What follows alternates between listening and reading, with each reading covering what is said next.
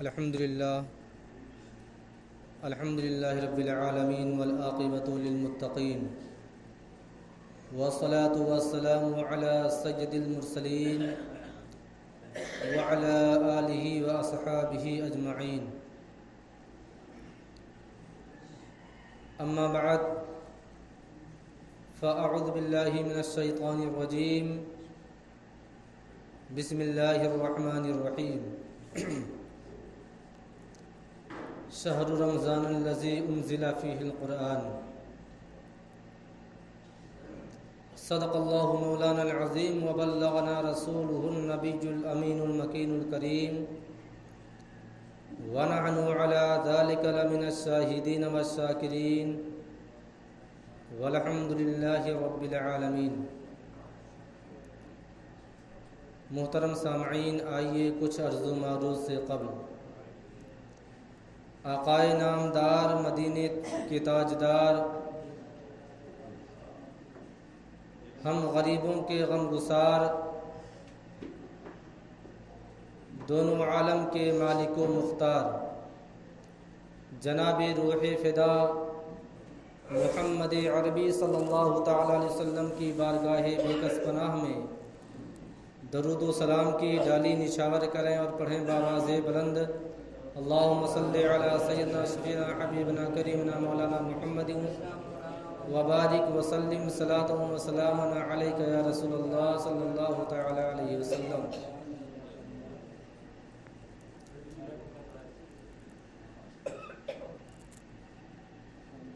محترم حضرات، میں نے جس آیت مقدسہ کی تلاوت کا شرف حاصل کیا، اللہ رب العزت ارشاد فرماتا ہے: شہر رمضان الذی انزل فیہ القرآن. رمضان کا وہ مہینہ جس میں قرآن نازل کیا گیا. گویا کہ اللہ تبارک و تعالی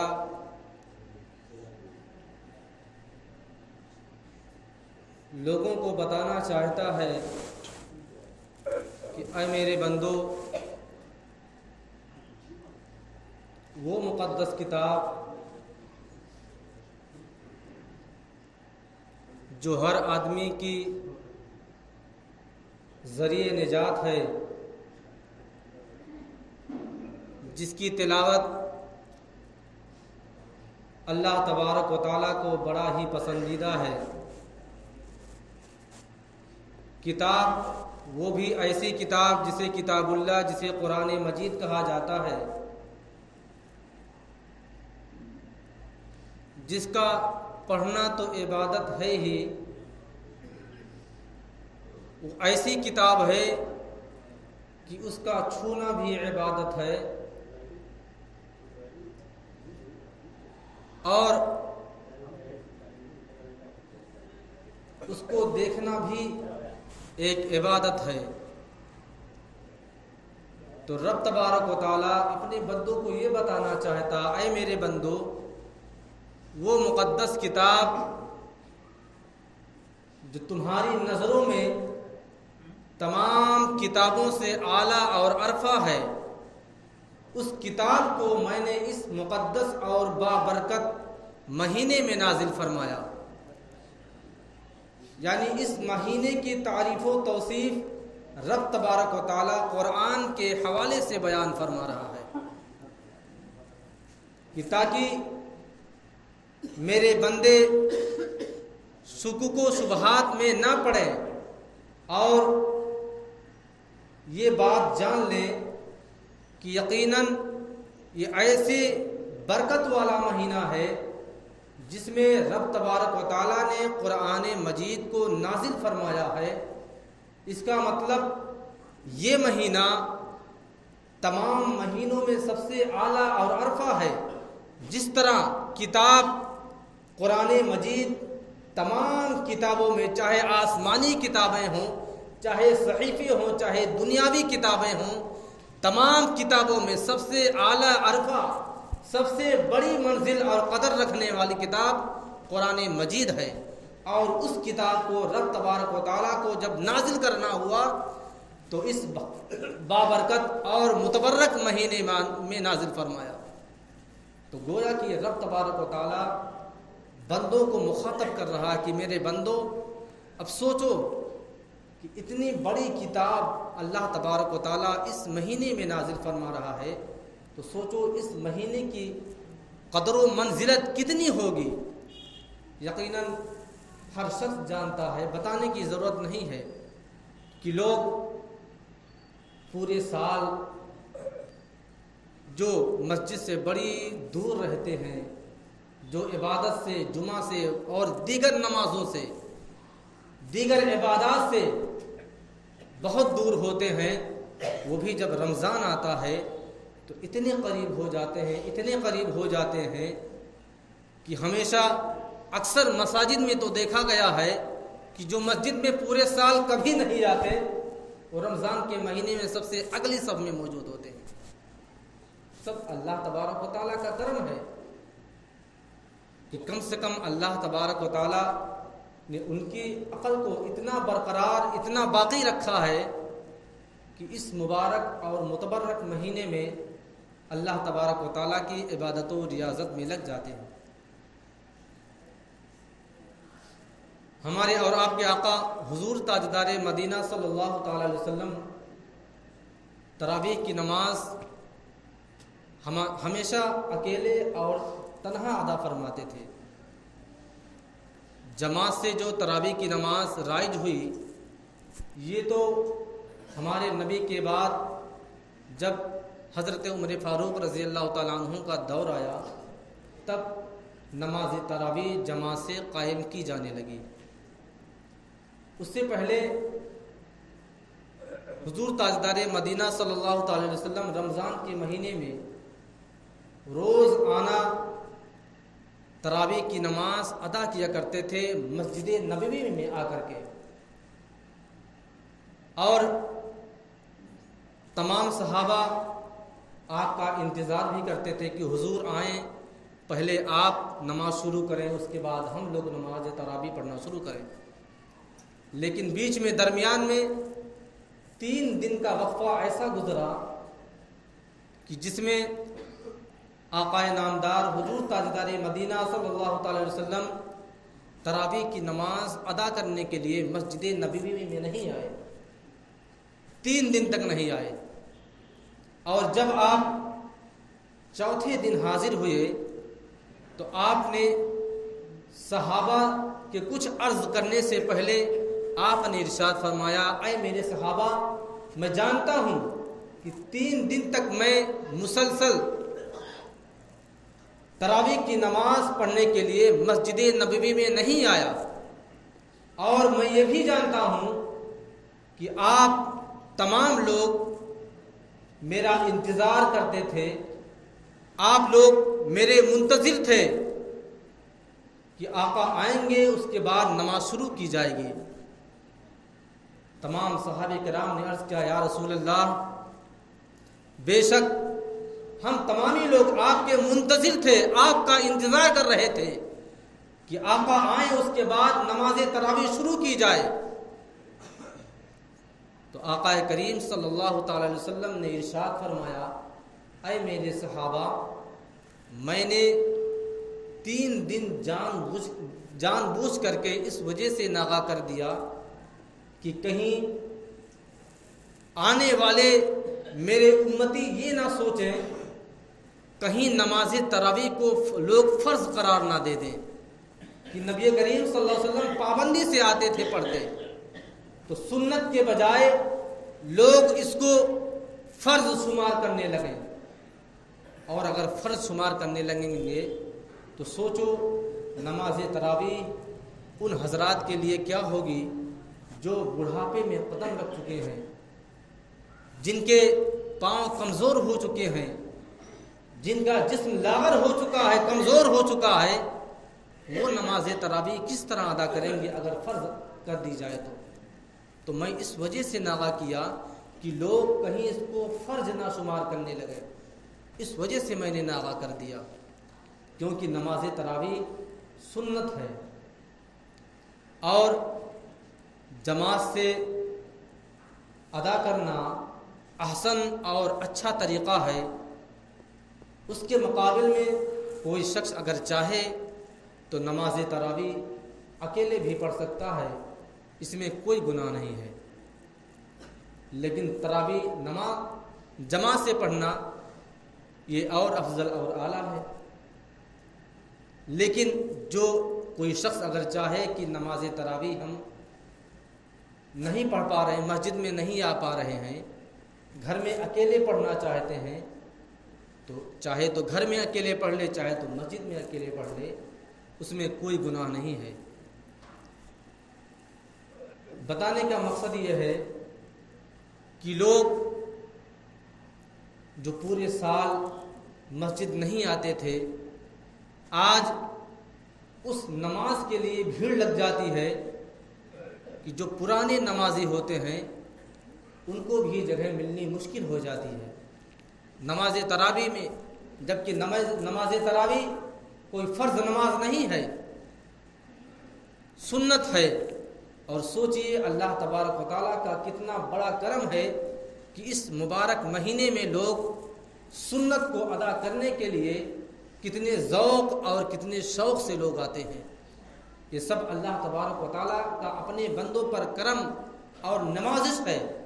کہ اللہ تبارک و تعالیٰ جب جسے چاہتا ہے اپنی عبادت کروا لیتا ہے، اور جب جسے چاہتا ہے اپنے قریب رکھتا ہے، اور جب جس سے چاہتا ہے جو نیکی چاہتا ہے کروا لیتا ہے۔ یہ سب اللہ تبارک و تعالیٰ کا کرم ہے۔ اور دوسری بات یہ کہ کچھ ایسے حضرات بھی ہوتے ہیں کہ جو نماز اور روزوں سے بڑی دور رہتے ہیں۔ جب یہی رمضان المبارک جب مئی اور جون کے مہینے میں گرمی کی شدت میں پڑ رہا تھا، جبکہ اس وقت موسم گرما اپنے عروج پر ہوتا ہے، لوگوں کا پیاس کی وجہ سے حلق اور ہونٹ سوکھ جاتا ہے، زبانیں سوکھ جاتی ہیں، لیکن جب اس وقت لوگوں سے ان حضرات سے یہ سوال کیا جاتا تھا جو حضرات روزے نہیں رکھتے تھے، اس وقت جب سوال کیا جاتا تھا کہ آپ روزے نہیں رکھ رہے ہیں، آخر وجہ کیا ہے، ماجرا کیا ہے، تو لوگ جانتے ہیں کیا کہتے تھے کہ کیا کریں، پانی کی شدت، پیاس کی شدت اتنی زیادہ ہوتی ہے کہ برداشت نہیں کر ملتی، اور اسی وجہ سے روزہ نہیں رکھ ملتا۔ لیکن میں آپ کو بتا دوں کہ رب تبارک و تعالیٰ جب تک جسے ہدایت نہیں دے گا، جب تک رب تبارک و تعالیٰ تم سے عبادت کروانا نہیں چاہے گا، آپ لاکھ کوشش کریں، گرمی نہیں، اب ٹھنڈی میں رمضان المبارک کا مہینہ آ گیا ہے، لیکن وہ حضرات جو پہلے گرمیوں کے موسم میں روزے نہیں رکھتے تھے، وہ آج ٹھنڈی کے موسم میں بھی روزہ رکھنا پسند نہیں کرتے ہیں۔ کیوں؟ کیونکہ ان کی عادت ہی نہیں ہے۔ ایسے ہی غیر رمضان میں اگر کسی شخص سے پوچھ لیا جائے کہ ارے بھائی آپ نماز نہیں پڑھتے، نماز پڑھ لیا کریں، مسجد آ جایا کریں کبھی کبھار، تو کہتے ہیں کیا کریں حضرت، شیطان پیچھا ہی نہیں چھوڑتا، ایک دم سے سوچتا ہوں کہ لاؤ مسجد جائیں، شروع بھی کرتے ہیں تو 2-4 وقت پڑھتے ہیں، اس کے بعد شیطان اتنا بہکاتا ہے، اتنا ورغلاتا ہے کہ شیطان نماز ہی نہیں پڑھنے دیتا۔ مطلب ہر بات میں شیطان کو دوشی ٹھہرانا، یہ رب تبارک و تعالیٰ کی ہاں کوئی یہ عمل قول یہ آپ کا بہانہ نہیں چلے گا۔ شیطان کا تو جو کام ہے وہ تو نہایت مستعد اور نہایت پابندی سے کر رہا ہے، لیکن اگر آپ شیطان کو چھوڑ کر کے آپ رب تبارک و تعالیٰ کے خوف سے نماز پڑھیں گے تو پتہ چلے گا کہ ہاں شیطان کا جو کام تھا شیطان کر رہا تھا، اور مسلمان کا جو کام ہے وہ مسلمان کر رہا ہے۔ اگر آپ نماز پڑھیں گے تو، اور شیطان کو دوشی ٹھہرانا، حالانکہ لوگ جانتے ہیں کہ جب رمضان المبارک کا چاند نظر آتا ہے اسی دن تمام شیاطین جکڑ دیے جاتے ہیں، بند کر دیے جاتے ہیں۔ تو اب اگر ان لوگوں سے سوال کیا جائے جو شیطان کا بہانہ کرتے ہیں کہ چلو ٹھیک ہے 11 مہینے آپ نماز نہیں پڑھ رہے تھے، کوئی بات نہیں، شیطان بہکا رہا تھا، لیکن اب اس مہینے میں تو رمضان میں شیطان جکڑ دیا گیا، بند ہے وہ، تو اب اس مہینے میں آپ کو کون بہکا رہا؟ تو میں آپ کو بتا دوں کہ شیطان تو صرف ایک بہانہ ہے۔ میرا کہنے کا مطلب یہ ہے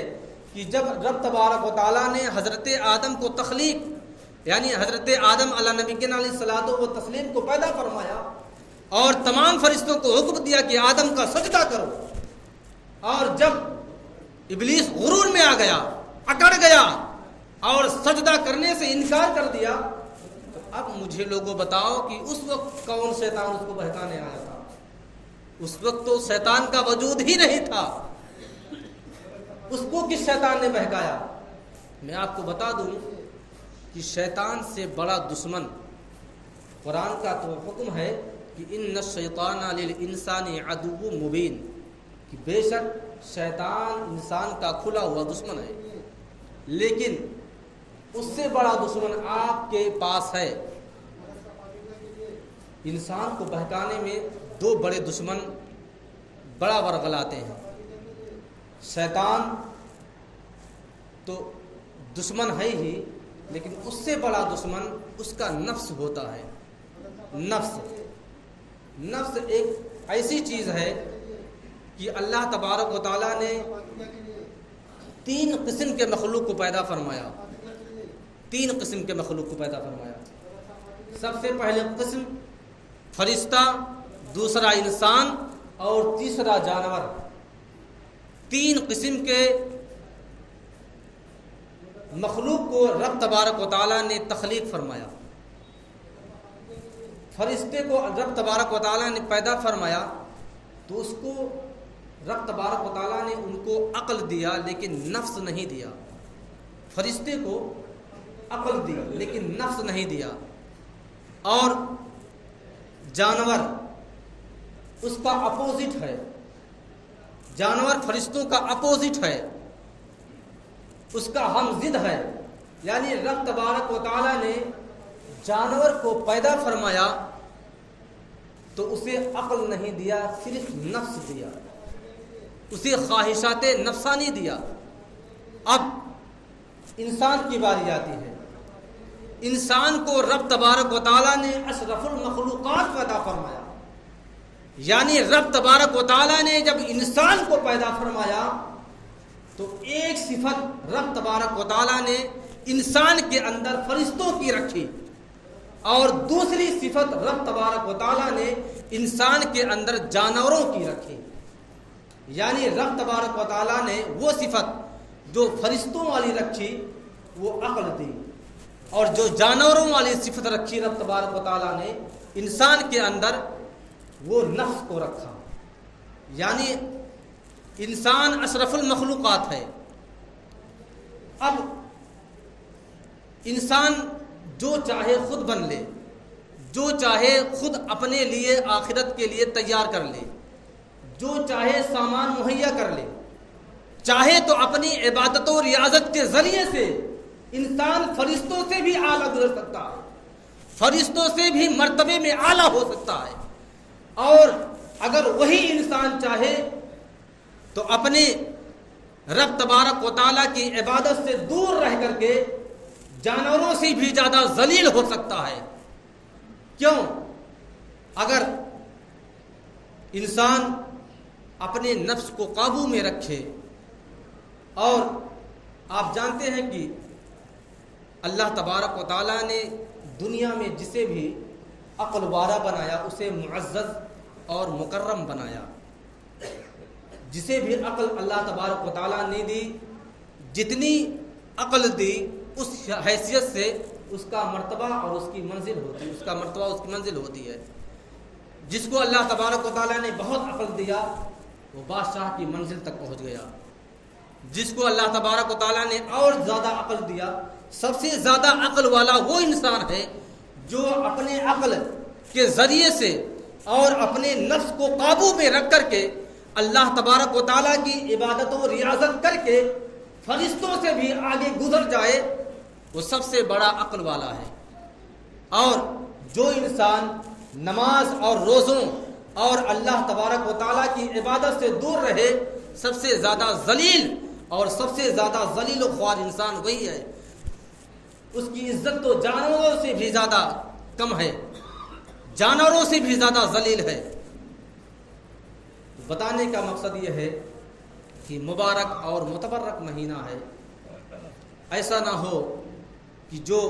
11 مہینے کے بعد ملا ہے تو اس میں ہم عبادت و ریاضت سے دور رہیں، ہرگز نہیں۔ اس میں جہاں تک ہو سکے آپ ہر وقت اللہ تبارک و تعالیٰ کی عبادت و ریاضت کریں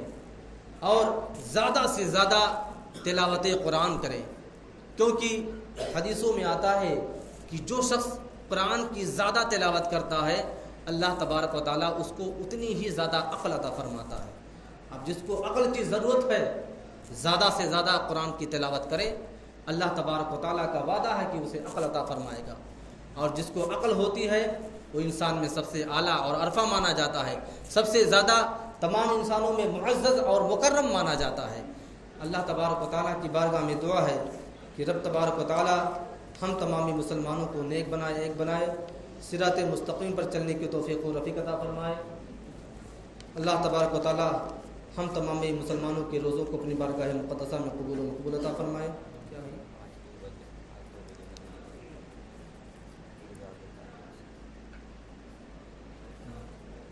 یہ ضروری اعلان ہے کہ آپ لوگ جانتے ہی ہیں کہ جو عیدگاہ قبرستان کی باؤنڈری کا کام شروع تھا، تو آج 2 بجے مدینہ مسجد میں عیدگاہ کے تعلق سے ایک میٹنگ رکھی گئی ہے، آپ تمامی حضرات اس میں شرکت فرمائیں۔ 2 بجے مدینہ مسجد میں